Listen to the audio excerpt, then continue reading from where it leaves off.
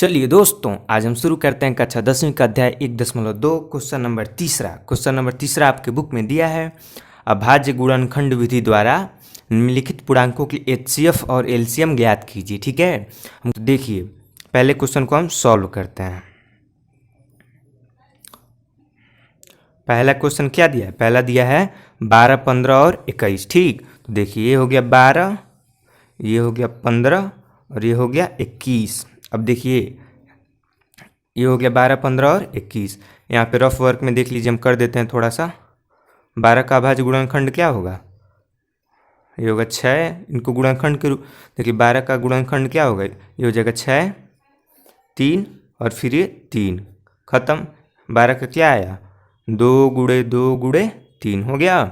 अब देखिए 15 का आप करते हैं। ठीक, यहाँ पे देख लीजिए, हम यहाँ पे रफ वर्क के लिए 15 का भी करके दिखा दे रहे हैं आप लोगों को।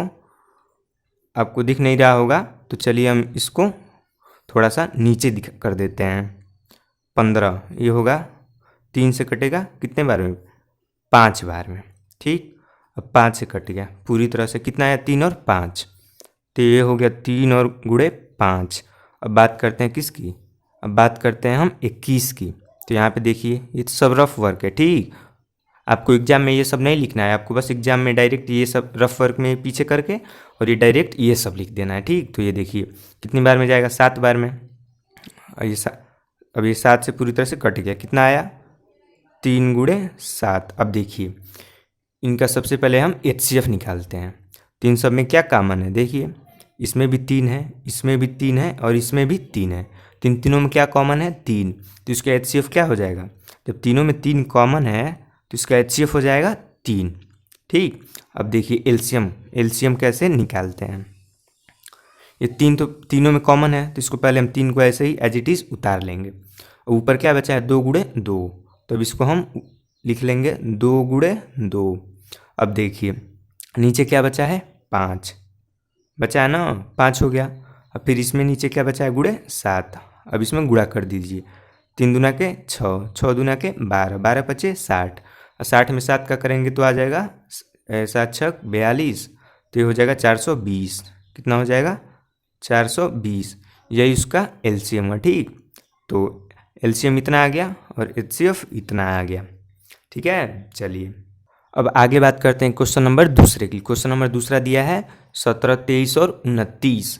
ठीक, दूसरा क्वेश्चन दिया है, देखिए दूसरा दिया है 17, 23 और 29।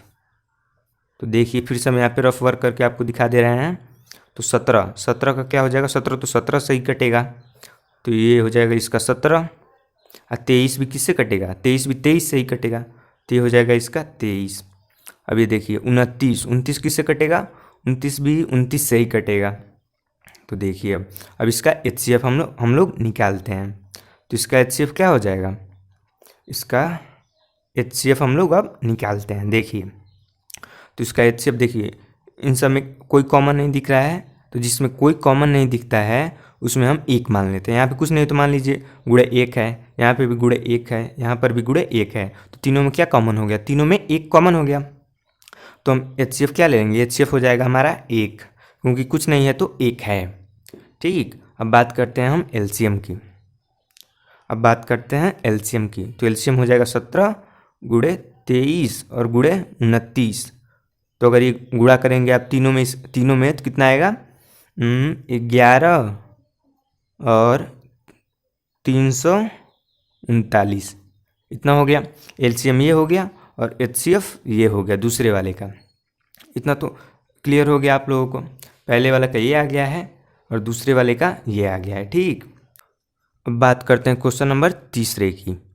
ठीक, क्वेश्चन नंबर तीसरा क्या दिया है? क्वेश्चन नंबर तीसरा दिया है 8, 9 और 25। क्वेश्चन नंबर तीसरा दिया है 8, 9 और 25। तो देखिए 8 का हम गुणनखंड करते हैं तो क्या हो जाएगा? 8 का हो जाएगा 4, फिर 2 से जाएगा, फिर ये 2 से जाएगा। 2 कितने बार हो गया? 3 बार, तो 2 गुणे 2। अब बात करते हैं हम 9 की। तो 9 किससे जाएगा? 3 से। कितनी बार आया? 3, 2 बार। तो यहाँ पे 3 गुणे 3 हो जाएगा। अब बात करते हैं हम किसकी, अब बात करते हैं 25 की। तो 25 देखिए 25 किससे जाएगा, 5 से, 2 बार में हो गया ये। अब 5 गुणे 5, ठीक है, इतना तो हो गया। अब इसमें भी कोई कॉमन नहीं दिख रहा है, कोई कॉमन नहीं मतलब एक कॉमन, क्योंकि यहाँ पे भी गुणे 1 है, यहाँ पे भी गुणे 1 है, यहाँ पर भी गुणे 1 है। तो हम कॉमन क्या ले लेंगे, कॉमन हो जाएगा 1। तो कॉमन 1 मतलब HCF हो जाएगा इसका 1, HCF 1 हो गया। अब बात करते हैं LCM की। तो LCM क्या हो जाएगा, ऊपर कितनी बार 2 है, 2 गुणे 2 गुणे 2 3 बार है, तो ऊपर ही हम गुणा कर लेते हैं, 2 दूना के 4 और 4 दूना के 8, इसको 8 लिख लेते हैं। गुणे में कितना है, 3 में 3 का करेंगे तो ये हो जाएगा 9, और ये करेंगे 5 में 5 का तो ये हो जाएगा 25। अब यहाँ पे देख लीजिए 9 अठे कितना होता है, 9 अठे 72, 72 होता है ना, 9 अठे 72।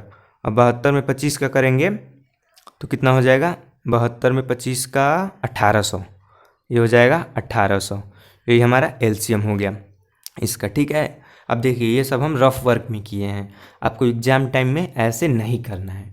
आपको एग्जाम टाइम में रफ वर्क दिया रहता है पीछे, इसको वहाँ पे कर लेना है, और बस आपको उत्तर पुस्तिका में ये सब लिखना है, ठीक। इतना तो आपको समझ में आ गया होगा। चलिए अब हम बात करते हैं क्वेश्चन नंबर 4 की। तो क्वेश्चन नंबर 4 क्या दिया है, क्वेश्चन नंबर 4 आपके बुक में दिया है HCF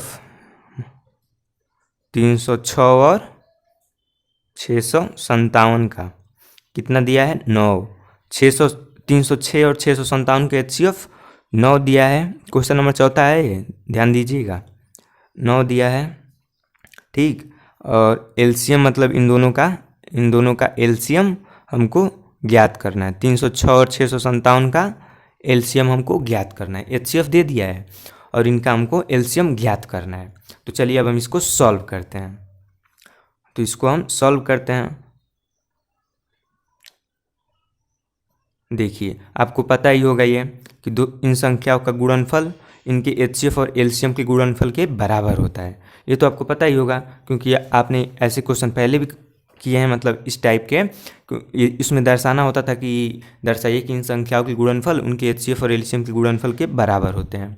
तो उसी पर आधारित है, हम इसको करते हैं। तो देखिए इन संख्याओं का गुणनफल यहाँ पे ले लेते हैं, 306 और गुणे 657 बराबर में क्या होता था, उनका HCF और गुणे उनका LCM। तो HCF दे दिया है 9 और हमको LCM ज्ञात करना है, यही ना, ये हमको ज्ञात करना है। तो अब देखिए अब LCM को इधर ले लेंगे तो कितना हो जाएगा, 306 गुणे में 657, और ये 9 कहाँ आ जाएगा, 9 आ जाएगा यहाँ पे नीचे, क्योंकि यहाँ पे गुणा में है तो इधर आ जाएगा भाग में। अब देखिए यहाँ पे हम 3 से काट देते हैं, तो 3 से 3 बार में कट गया।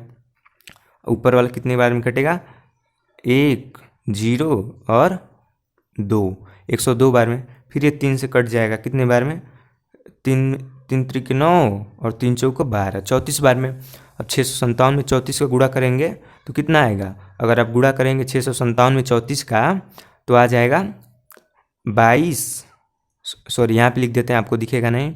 अगर आप 657 में 34 का गुणा करते हैं तो आएगा 22,338। यही हमारा फाइनल उत्तर हो जाएगा क्वेश्चन नंबर 4 का, यही इसका LCM हो जाएगा, ठीक है। तो चलिए अब हम बात करते हैं क्वेश्चन नंबर 5 की। तो क्वेश्चन नंबर 5 क्या दिया है, क्वेश्चन नंबर 5 दिया है, जांच कीजिए कि क्या किसी प्रकृत संख्या n के लिए संख्या 6n अंक 0 पर समाप्त हो सकती है। हमें ये जांच करना है कि किसी प्रकृत संख्या n के लिए जो संख्या 6n है 0 पर समाप्त हो सकती है या नहीं। तो चलिए अब हम इसको सॉल्व करते हैं और इसकी हम जांच करते हैं। तो इसको अब हम सॉल्व करते हैं। तो 6n क्या है, 6n एक प्रकृत संख्या है, कोई भी एक 6n एक प्राकृत संख्या है। तो अब देखिए अगर हम n की जगह पर 1 लेते हैं तो इसका तो ये क्या आ जाएगा, 6 आ जाएगा। इसका अंतिम अंक क्या हुआ, अंतिम अंक 6 हुआ। अब देखिए यहाँ पे 6 पे अगर हम 2 लेते हैं n के स्थान पे तो कितना आ जाएगा, ये हो जाएगा 36। तो इसका भी अंतिम वाला अंक क्या आया, अंतिम वाला अंक 6 ही आया।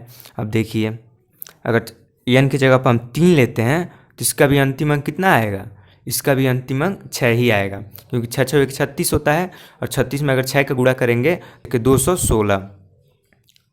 ये हो जाएगा। 6 पर 3 लिए हैं तो कितना हो गया 216। तो इसका लास्ट वाला अंक क्या आया है, लास्ट वाला अंक आया है 6। तो हम कैसे भी कर लें, अगर यहाँ एन की जगह पर कितना भी ले लें तो इसका लास्ट वाला अंक कितना आएगा, 6 ही आएगा। कोई भी अंक ले लो, 4 भी लोगे तभी भी 6 ही आएगा, 5 ले लो तभी भी 6 ही आएगा। हमारा उत्तर यही मिल गया कि कोई भी प्राकृतिक संख्या 6 से n 0 पर समाप्त नहीं हो सकती। हो गया ना, हमारा उत्तर यहीं पे मिल गया। तो चलिए अब हम इसकी जांच करते हैं। अब जांच तो हो गया, अब मतलब इसको हम लिखते हैं कि ये लिखा कैसे जाता है। ठीक, तो देखिए अगर किसी लास्ट वाले अंक में 0 आता है तो उसका हम फैक्टर करते हैं तो कितना होता है, इसका फैक्टर करेंगे तो हो जाएगा 2 गुणे 5 हो गया। अब मान लीजिए 20 का करते हैं, 20 का करते हैं तो कितना होगा 2 गुणे 5 और गुणे 2 हो गया, इतना तो हो गया। अब देखिए अब 40 का करते हैं तो 40 का कितना होगा 2 गुणे 5 और गुणे 2, इतना तो हो गया। अब देखिए इसमें आपको दिख रहा होगा कि अगर किसी लास्ट अंक वाले 0 का हम फैक्टर करते हैं तो ये कितना आता है 2 गुणे 5 यहाँ पर भी आया है, 2 गुणे 5 यहाँ पर भी आया है और 2 गुणे 5 यहाँ पर भी आया है। मतलब उसमें जिसमें लास्ट में 0 लाना है उसके फैक्टर में 2 गुणे 5 आना चाहिए। अब बात करते हैं, देखिए यहाँ पे 6 को हम कैसे लिख सकते हैं, 6 को लिख सकते हैं 2 इंटू 3, यन तो ऐसे ही रहेगा। यहाँ पे 6 यन को हम क्या लिख सकते हैं 2 इंटू 3 लिख सकते हैं ना, 2 गुणे 3। तो यहाँ पे 2 तो आ रहा है लेकिन 5 नहीं आ रहा है, क्योंकि 0 लास्ट में 0 लाने के लिए 5 अनिवार्य है, लेकिन 5 यहाँ पे नहीं आ रहा है। तो अतः हम कह सकते हैं, देखिए यहाँ पे अतः 6n अंक 0 पर समाप्त नहीं हो सकती। ठीक, 6n अंक 0 पर समाप्त नहीं हो सकती। समझ आया आपको? यहाँ पे एक लाइन और जोड़ देते हैं, यहाँ पे चूंकि, इसके बाद ये लिख लीजिएगा, चूंकि इसमें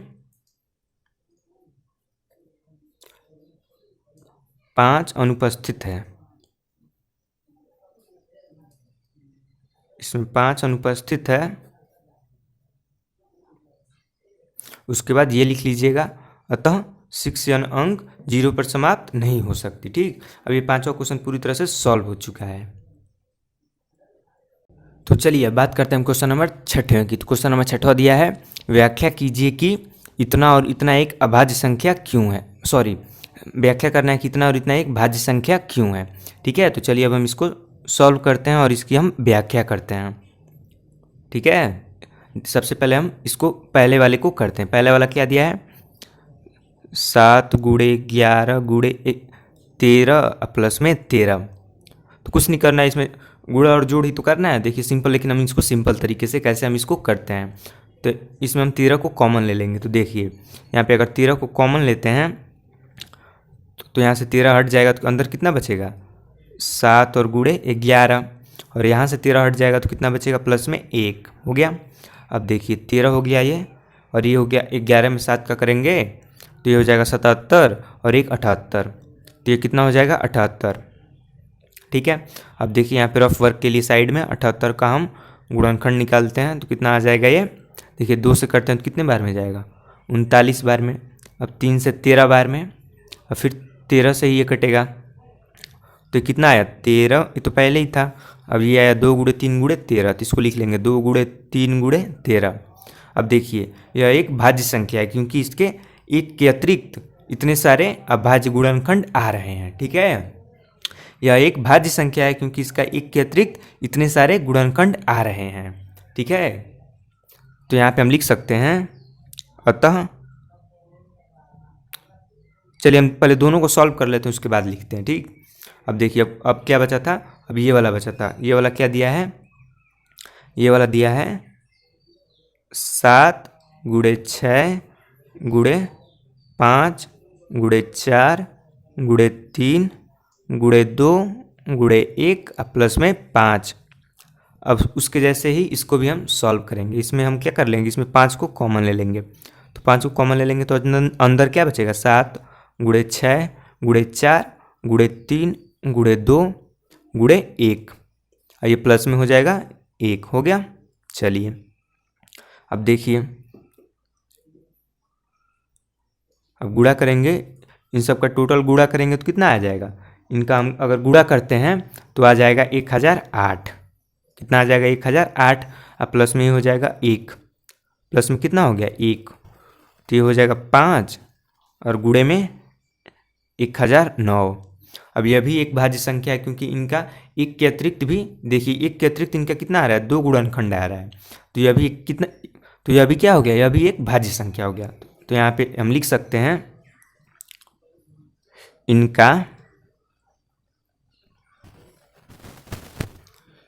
एक के अतिरिक्त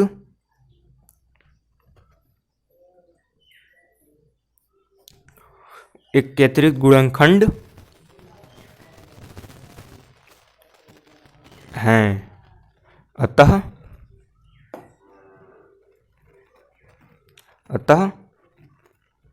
यह क्या है, अतः यह भाज्य संख्या है। ठीक, इनका एक के अतिरिक्त भी गुणनखंड है तो इसलिए हम इसको कह सकते हैं कि अतः यह एक भाज्य संख्या है। अब ये छठा क्वेश्चन पूरी तरह से सॉल्व हो चुका है। देखिए कितना आसान तरीके से बताए हैं इस वाले को, तो अभी क्वेश्चन पूरी तरह से सॉल्व हो चुका है, छठा वाला क्वेश्चन। अब हम बात करते हैं क्वेश्चन नंबर 7वें की। तो क्वेश्चन नंबर 7 आपके बुक में दिया है, किसी खेल के मैदान के चारों ओर एक वृत्ताकार पथ है। इस मैदान का एक चक्कर लगाने में सोनिया को 18 मिनट लगते हैं, जबकि इसी मैदान का एक चक्कर लगाने में रवि को 12 मिनट लगते हैं। मान लीजिए कि दोनों एक ही स्थान पर एक ही समय पर चलना प्रारंभ करके एक ही दिशा में चलते हैं, तो कितने समय बाद वे पुनः प्रारंभिक स्थान पर मिलेंगे। ये वाला क्वेश्चन आपके बुक में दिया है। तो सिंपल, इसमें कुछ नहीं करना है, इसमें हमको क्या कर देना है, इसमें हमको 18 और 12 का एलसीएम निकाल देना है। तो हमको क्या करना है, 18 और 12 का एलसीएम निकाल देना है। 7वें वाले क्वेश्चन में कुछ नहीं करना है, जो 7वां क्वेश्चन दिया इसमें कुछ नहीं करना है, हमको 18 और 12 का एलसीएम निकाल देना है।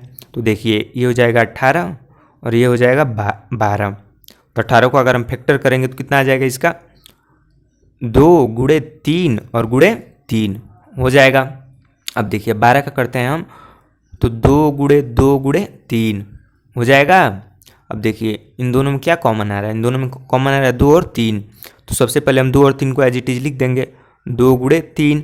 अब ऊपर क्या बच रहा है, एक ऊपर एक बच रहा है 3, ऊपर एक बच रहा है 3 और नीचे एक बच रहा है 2, क्योंकि इन दोनों को तो हम कॉमन ले लिए हैं, कॉमन है तो इन दोनों को एक ही बार लिखेंगे। और ये 3 और 2 बच रहा है तो इसमें गुणा कर देंगे, सिंपल इसका उत्तर आ जाएगा। तो 3 दूना के 6 हो, 6 में 3 का 18, 18 में 2 का 36, तो ये उत्तर कितना हो जाएगा 36 मिनट। यही हमारा फाइनल उत्तर हो जाएगा। हमें उम्मीद है कि ये वीडियो आपको पसंद आई होगी। अगर वीडियो आपको पसंद आई है तो वीडियो को लाइक करिएगा, चैनल को सब्सक्राइब करिएगा। अब मिलते हैं नेक्स्ट वीडियो में। जय हिंद।